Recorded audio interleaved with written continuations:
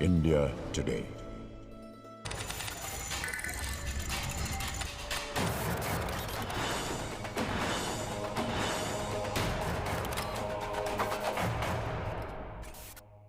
On the show tonight is BJP MP Swapan Das Gupta. A delegation of BJP leaders met the Election Commission. They had several requests: speedy implementation of Model Code of Conduct, an audit of the voters list, especially in border areas. Swapan Das Gupta, BJP MP, joins me on India First. Swapan Das Gupta, what are the BJP's apprehensions when you met the Election Commission? What are your demands, sir? What are your fears? Well, basically, it's the culture of violence. It's the very vitiated atmosphere in West Bengal whereby people are routinely getting killed.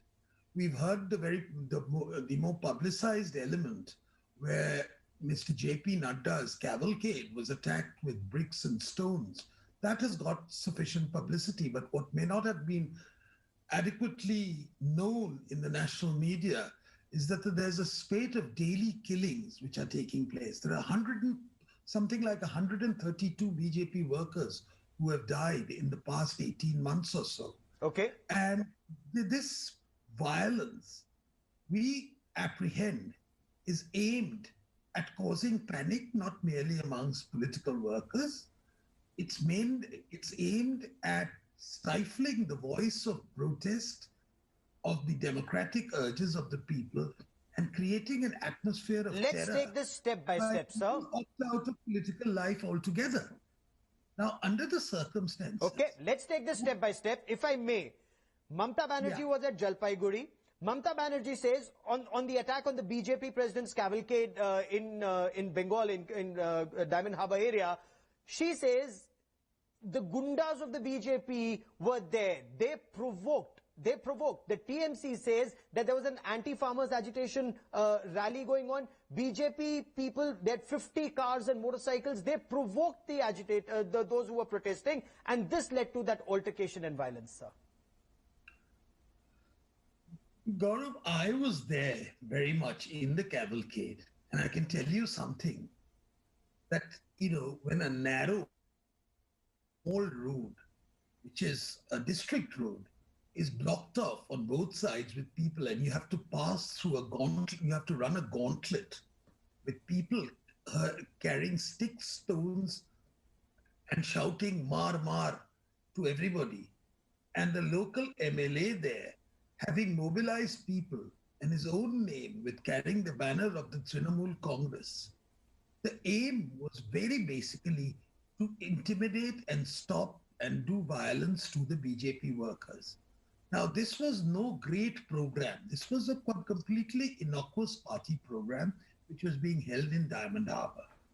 And if it was meant as a symbolic show by the BJP, and the Trinamool wanted to assert that nobody had a right to hold meetings in Diamond Harbour, which happens to be the parliamentary constituency of Abhishek Banerjee, the nephew of Mamata Banerjee, the man who's reputed to be the second most powerful person in Bengal, and because of whom many people are leaving the Trinamool Congress. Now, these strong-arm tactics, which are there, and if it was a Krishak rally, why was the town president of the BJP in Diamond Harbour beaten up the night before at his home?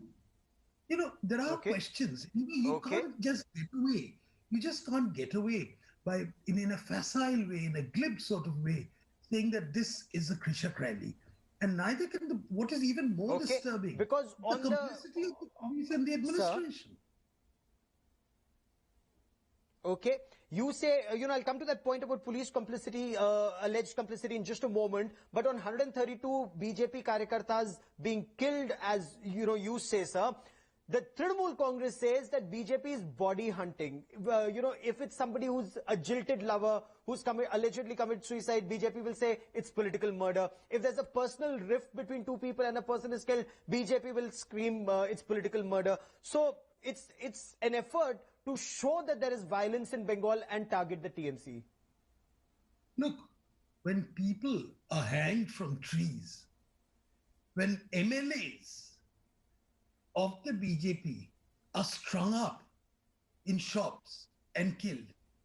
Do you want to call this some sort of a personal vendetta? I think it shows a degree of callousness, which I think is quite unbecoming of responsible political parties. Now, there is a culture of political violence which is seeped into the bloodstream of Bengal. I think that's the larger issue. The Trinamool Congress should be attending to that. Why is it that of all the states in the Indian Union, at one time Bihar was notorious for political violence. We had elections in Bihar without a single rule. You have instead in Bengal, the culture of violence is there whenever it comes to any election. Whenever electioneering means violence, and you have a tradition worse of voting without voters, which means you have vote capturing, something which the rest of India has forgotten. That's an old tradition. And why are these things continuing in Bengal? These are the questions which have to be answered. I don't think the Trinamool Congress can merely get into by being in a state of absolute denial.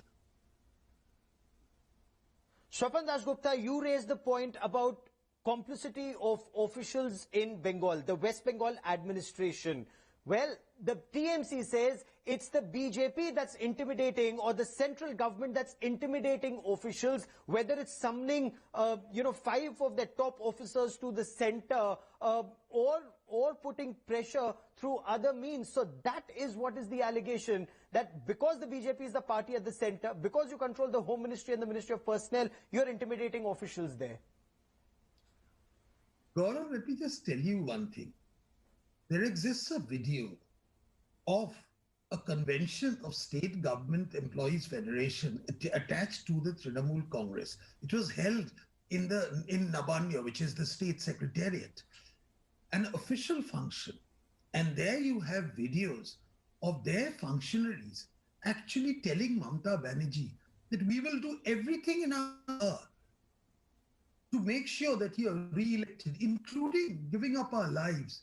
You just give us the word and we will ensure that you get back to power. Now, these are the people who are going to be responsible for manning election booths. These are the poll officials on the ground.